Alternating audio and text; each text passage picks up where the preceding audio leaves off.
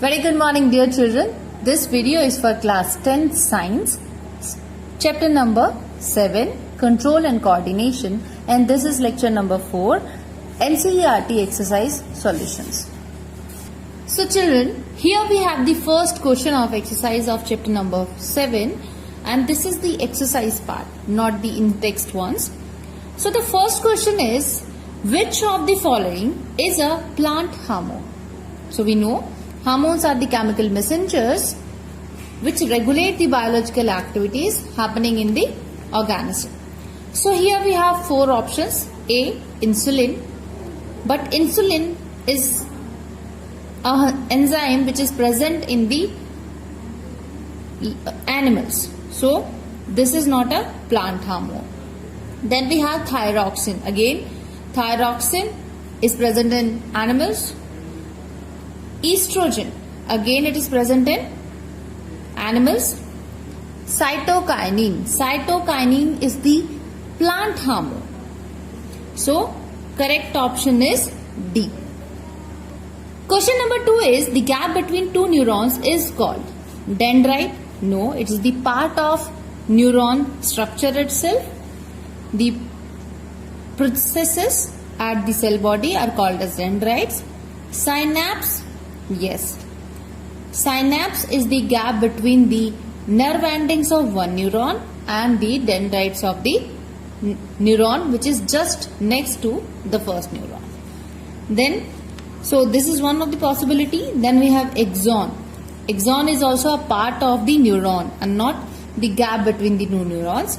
So this possibility is also crossed. Impulse. Impulse is basically the information which is flowing in the axon and not the gap. So correct option is B. Then we have third question, which is, the brain is responsible for A, thinking, B, regulating the heartbeat, C, balance the body, D, all of the above. So yes, the answer is D, because brain is responsible for thinking, regulation of the heartbeat and balancing of the body. So all these are the functions performed by the brain. So D is the correct option. Question number 4 is, what is the function of receptors in our body? Think of situation where receptors do not work properly. What problem are likely to arise? So children, will be that the receptors, what they do perform in our body, that they sense the external stimuli such as heat or pain. They trigger an impulse in the sensory neurons which send the message to the spinal cord. And when there is a problem in the receptors working or they are getting damaged, then external stimulus transferring signals to the brain will not be taking place. For example, in case of the damage of the receptors of eye, and the receptors are here, rod and cone cells. So if they get damaged, then what happens? That the eye will not be able to see or to clearly see the object which is in front of it. It will not be able to generate the image. Second example can be, suppose the touch receptors, if they get damaged or the skin gets burnt, then what will happen? Because the skin receptors has got damaged and the sense of any kind of heat or pain will not be taken up by them now. So sensation of heat or pain will not reach to the brain. Question number 5 is, draw the structure of a neuron and explain its functions. So children, as we all know that neuron has 3 parts in its structure: dendrites, cell body and the axon. So let us try to draw a structure of the neuron.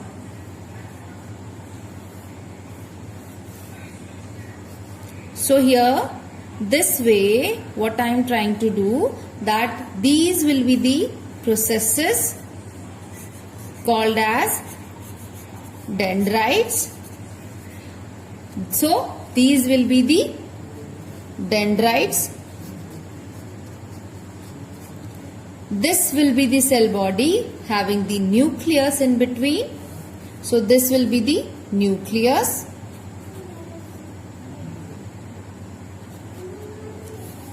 Then we have this part is cell body, and this extension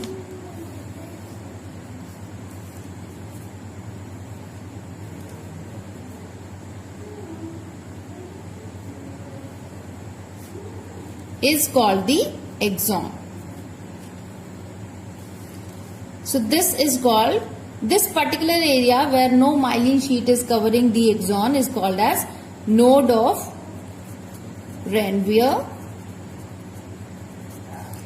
This conducting path is called as axon.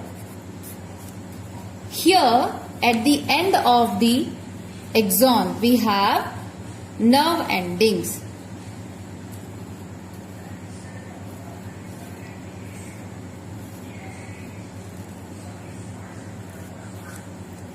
These are nerve endings or axon terminal.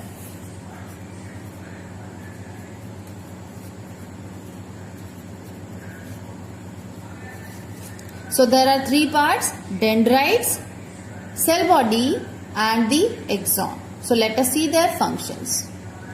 So children, the first part is cell body.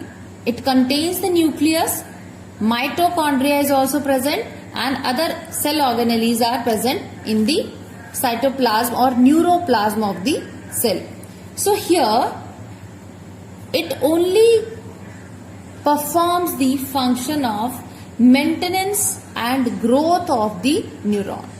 Here no cell division takes place. Then we have the dendrites. It received the information from the axon or nerve ending of another terminal which will be in continuation of this neuron, and with the help of synapse, that gap is there between the nerve endings of one neuron and the dendrites of the further neuron. So it receives the signal information from the axon of another cell and conducts the message towards the cell body. So in this direction the information is being conducted, and then cell body conducts the information towards axon. So the information travels from dendrites to the nerve endings. Towards the nerve endings the information flows. Then we have axon. It is the conducting path that takes up the message in the form of electrical impulses from the cell body, and it takes the message till the nerve endings, so that this message or this information can be transferred to the dendrites of the continuation, the neuron which is in the continuation of this neuron. The next question, question number 6 is, how does phototropism occur in plants? Phototropism is basically the movement and the growth of plant in response to light, because photo means light. So what is happening here? Suppose we have a potted plant and this plant grows in the direction of sunlight. So we know that a plant is having two parts, roots and shoots. So here, if this is the shoot or stem and these are the roots of the plant. So what will happen to it? Wherever it is observing the sunlight. So suppose the sunlight is coming from the top part on the plant. So the stems or the shoots, they grow in the direction of light. They are sensitive towards light and they grow in the direction of light. So shoots they show positive phototropism and roots, as they are moving or they are growing in the opposite direction of the phototropism, this kind of phototropism shown by the roots is called the negative phototropism.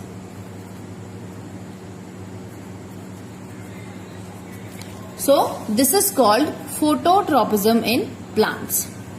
Now the next question is, which signals will get disturbed in case of a spinal cord injury? So children, here we have been given a situation of spinal cord injury. So spinal cord is basically the bundle of the nerves present in the neck. It is passing through the vertebrate column, and the information or the signals can be either from the receptors to spine, to spinal or brain.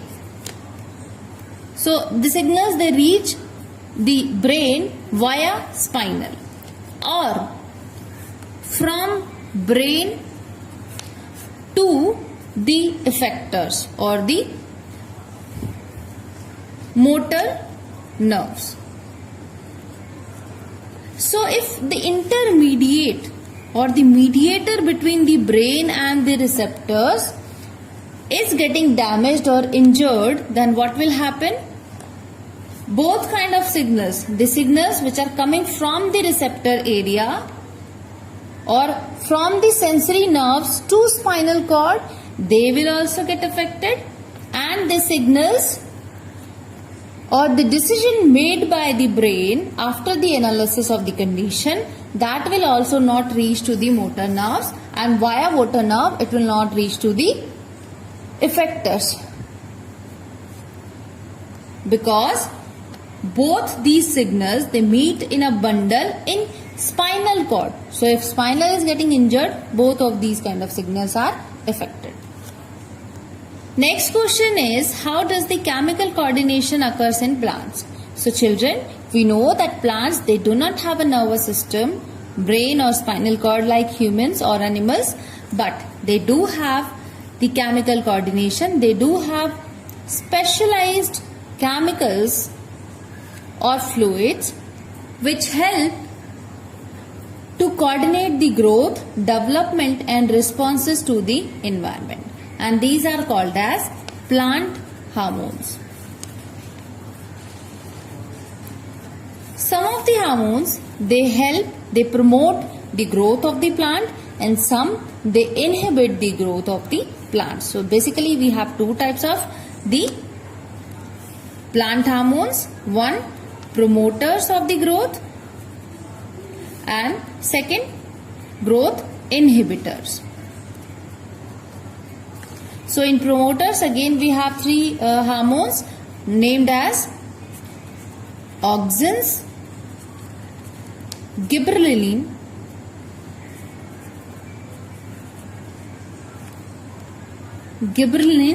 and cytokinins. So all these three hormones, they promote the plant growth, but we have two more, which are, one is ethylene and abscisic acid.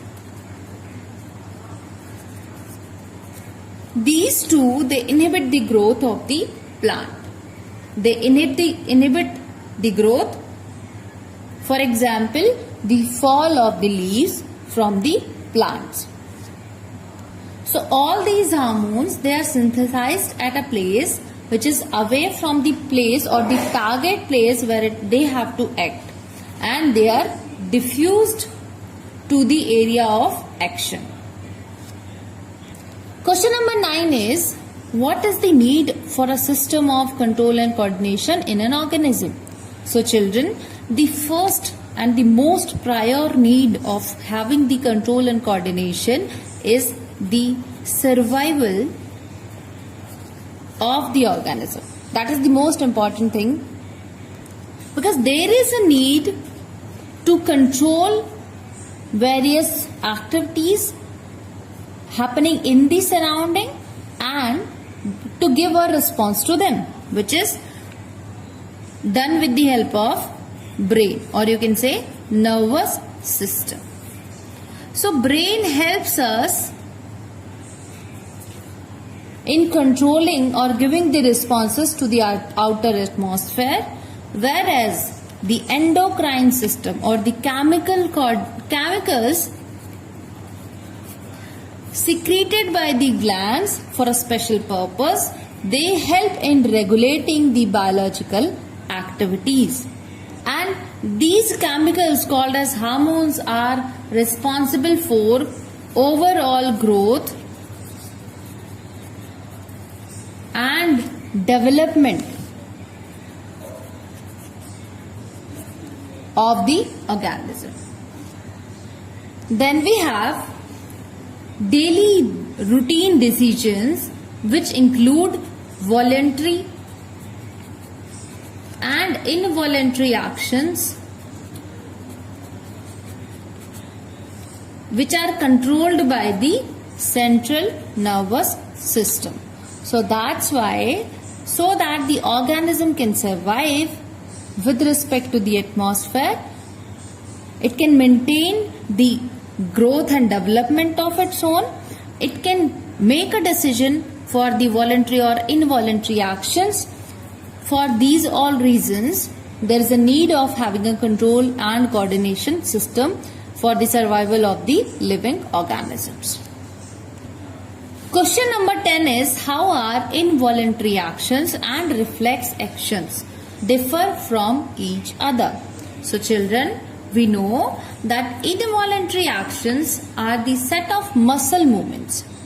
They do not require any kind of thinking, but still they are controlled by the brain. For example, we have heart beating or the pumping action of blood. Then we have respiration. We have the excretion. All these are controlled by the nervous system, and the reflex actions are rapid and spontaneous actions in response to any stimulus. So in case of emergency, the reflex actions are performed. For example, if we have to close our eyes just immediately coming into the bright light, so that is that we have to close our eyes very fast. So reflex actions are the one which are performed spontaneously and very rapidly. There is no need of involvement of the brain. Spinal cord itself makes the decision and informs the brain about the decision, so that the time taken by the response given should be minimized. Another example of reflex action can be when we feel very hot after touching a very hot object, then sensory nerves, they firstly go to the spinal cord and they inform the situation to the spinal cord. Spinal cord makes the decision, gives the information to the motor nerves, and motor nerve, they give the information to the muscles of the hand.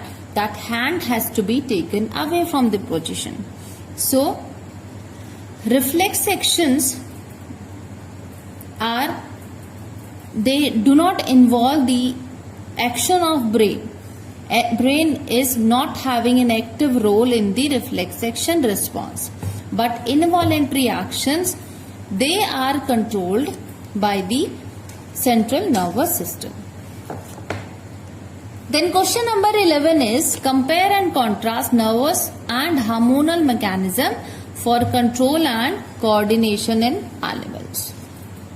So children, if we compare and contrast the nervous system and the hormonal system, we will find that the nervous system consists of nerve impulses between peripheral nervous system, central nervous system and brain.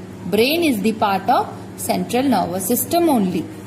But here in the hormonal system, it consists of endocrine system which secretes hormones directly into the bloodstream. Then the second difference between them is that here in the nervous system, we have the axons and dendrites which transmit the information through a coordinated effect. They together perform the transmission of information. But here the information is transferred through the blood, because the chemicals or the hormones, they are secreted into the blood. Via blood they reach the target. Then we have the nervous system. The third point is that the flow of information is rapid and response is very quick. Just as you saw the object, you will find that image is formed on your retina. But here the responses, they take a long time to give their response, to show their effect. Then fourth point is that nerve impulses are not specific in their function, but hormones. Each hormone is having a specific action to be performed. Then nervous systems, here the effects are short-lived. They are for a very short time. But here the effects are prolonged. Then the last question is, what is the difference between the manner in which the movement takes place in a sensitive plant and the movements in our legs? So children, if we compare the movements in a sensitive plant and our legs, then the differences are that here in the case of sensitive plants, like we touch a plant, touch me not, and it gives the response to us that it will droop down, the leaves will droop down. So here the movement is the response to the stimulus, which is a special kind of stimulus, touch. So this is the involuntary action. But here movement in our legs are voluntary actions. Second is, here in the sensitive plants, no special tissue is there for the transformation of information. But in the movement in our legs, it has this voluntary action, has a complete system, that is central nervous system and peripheral nervous system, for the information exchange. Plant cells, they do not have specialized proteins for the movements, but animal cells, they have specialized proteins which help muscles to contract.